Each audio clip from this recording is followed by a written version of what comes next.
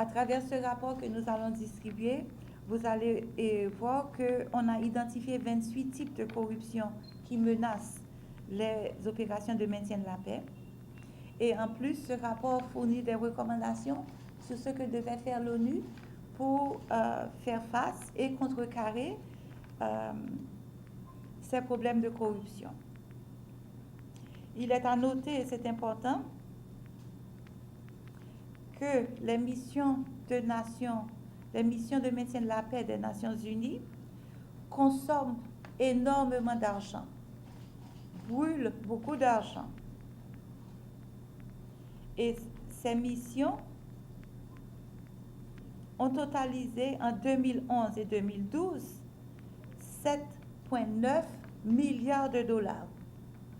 Les missions de maintien de la paix de l'ONU à travers le monde ont totalisé en 2011 et 2012 7,9 milliards de dollars. Ce montant est égal au total de l'assistance pour le développement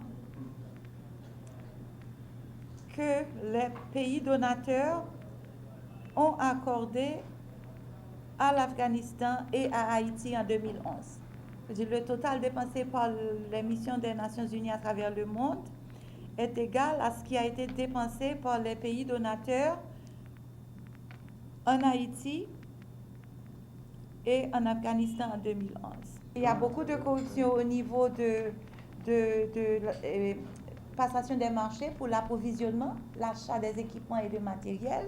Il y a beaucoup de corruption au niveau, comme vous avez vu tout à l'heure, au niveau de pots de vin reçus. Il y a des gens qui parfois doivent donner des pots de vin pour trouver un emploi au sein d'une mission de maintien de la paix. Il y a aussi parfois des délits d'initiés, des concussions quand il s'agit de passation de marchés publics, etc. Passation de marchés et approvisionnement pour les missions de maintien de la paix. Transparency International n'est pas une organisation qui se contente d'indexer, de pointer le doigt, de dire voilà ce qui va mal, voilà ce qui va mal. Transparency International aussi propose des solutions et des recommandations. Et je pense que vous allez trouver, et Transparency International a effectivement suggéré aux Nations Unies 8 actions qu'elles pourraient entreprendre pour empêcher que la corruption n'entrave les missions de maintien de la paix.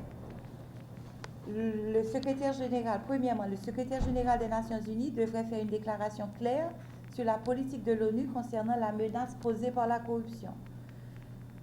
Deuxièmement, les États membres devraient réfléchir à la manière dont ils peuvent contribuer au renforcement de la capacité de l'ONU à comprendre la gravité de la corruption endémique et ses implications. Troisièmement, l'ONU devrait préparer une stratégie sur la manière d'aborder les problèmes de corruption dans la conception du mandat de mission. Le secrétariat de l'ONU devrait préparer une stratégie pour les représentants spéciaux du secrétaire général, leur personnel et les forces de maintien de la paix sur la manière d'aborder la corruption de l'exécution des mandats.